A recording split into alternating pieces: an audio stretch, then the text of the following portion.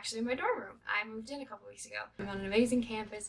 I love every second of it. And I'm living with my best friend, who is not here right now. More updates on that coming soon. Today, I want to talk about mental illness. It is Suicide Prevention Month, and I think that it's really important as Christians that we talk about this. The burning question that I get a lot is, why do bad things happen to good people? And as I've pondered this for many years, I've learned that the enemy seeks to destroy. And this is a fallen world. There is evil in this world, and he seeks to destroy you in every possible way so he can tear you apart from God. So anything bad, hurtful, evil does not come from God, and that's the most important thing I want you to know, that it's not from God. So where does God come in then? Why can't he just take that and fix it? It's not that simple. But you know what God does do? Is he uses all of these bad things that happen to us for the good of him. For example, I struggle with anxiety, and about a year and a half ago, that anxiety manifested into depression.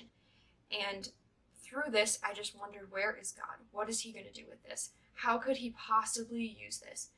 But in that, I actually learned so much about myself, and I learned so much about God. And I chased after God because I wanted something more that could satisfy me. And everything that I tried to do to satisfy my anxiety never worked. Whether that was shopping, whether that was filling it with relationships, friendships, never satisfied me fully until I chased after God. Over the years, I've seen many in my life suffer with anxiety and depression, and it's never good. It affects those around us, and I am so sorry if it has ever affected you or anyone you love. I know that it is the hardest thing you can possibly go through, and it can really feel like God is gone and that he's not there. But I have to tell you that he is, and he hasn't left your side. He loves you. The enemy wants you to think that God is separated from you, but in reality, he's right there with you. And sometimes Satan just tries to get in the way. But as we chase after God, the stronger we become in our faith, that void is filled. I want to read a passage of James for you guys, and this has been a really strong Bible verse for me in the past couple of months with everything that's been going on with the pandemic and social injustice and just really trying to find perseverance in God. It's James 1:2-3. Consider it pure joy, brothers and sisters, when you face trials of many kinds, because you know that the testing of your faith produces perseverance. And I think about all of the things that we go through and how we just think, I'm never going to get through it. I'm never going to get through it. Where is God? I'm so confused.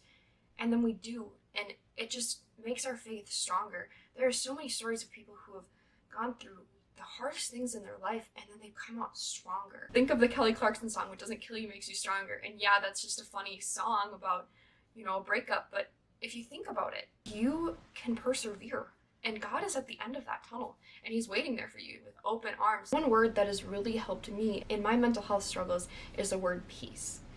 And peace is like an abstract concept. I didn't really understand what peace meant. I thought it just was a Bible word. As I learned, peace is about finding rest in God. Peace is about not having to worry about things of the world because God's got you.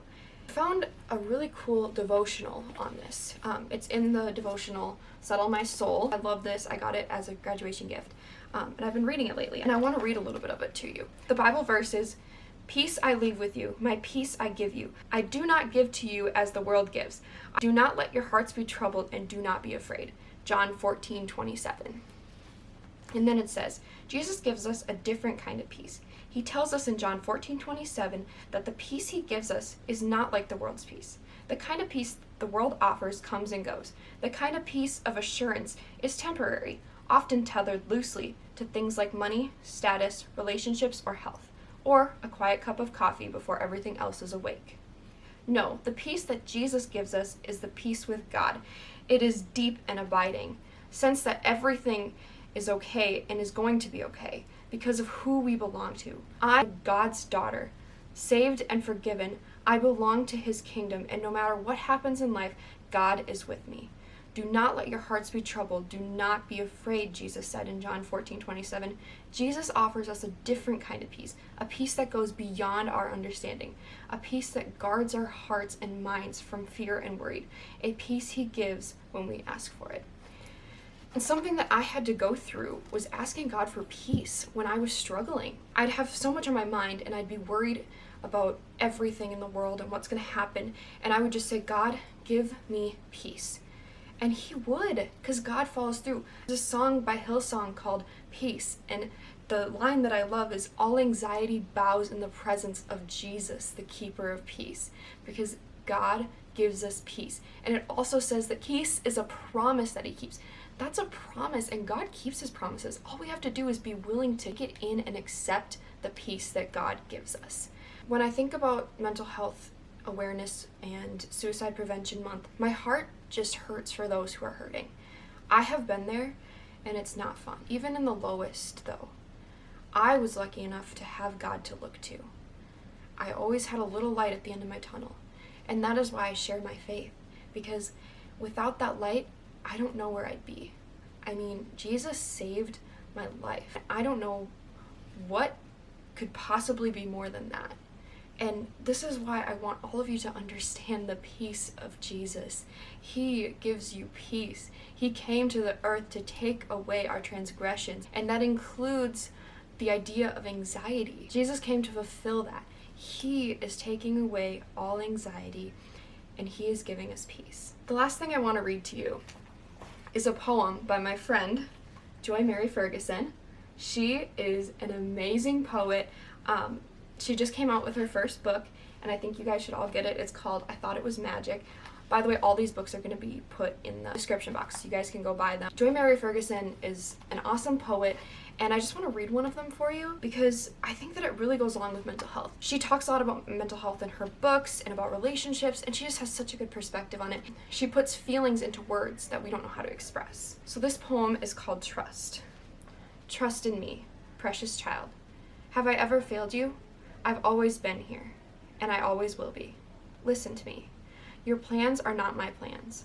I am gracious towards your arrogance and merciful towards your failings. Call out, and I am there. Surrender your anxiety, your shame, and your pride. Let me carry your burdens, my beautiful child. Let go. I love that because sometimes the only thing that we can do when we have anxiety and we have depression and we have all of these things is to let go. And that doesn't mean ignore our issues. The main thing is getting the help that you need. And the idea of letting go is the idea that you can't do it on your own, and that's okay. Just because you need help doesn't mean that you're not getting it from God too. Sometimes we need help from outside sources who are going to inspire us and show us how we can find God. And I am all for that. Anyone who's struggling with mental illness, please go talk to someone, a doctor, a counselor, a therapist, trusted adult, anybody that can help you. I also strongly recommend therapy. Even if you're feeling pretty good, it's a professional to talk to. It's always smart. You are not alone. There are millions of people suffering as well from anxiety and depression. So let's be kind to one another. Let's be kind. Let's show each other the love of Christ. Jesus died for all of our insecurities, all of our anxieties, everything. So let's show each other the love that he has for us. That's what Suicide Prevention Month is about. It's about showing love and bringing awareness to it so that we can help each other and be there for each other, just like Jesus is there for us. He died for us, so what we need to do is show others the love of him so that they can be saved and reconciled as well.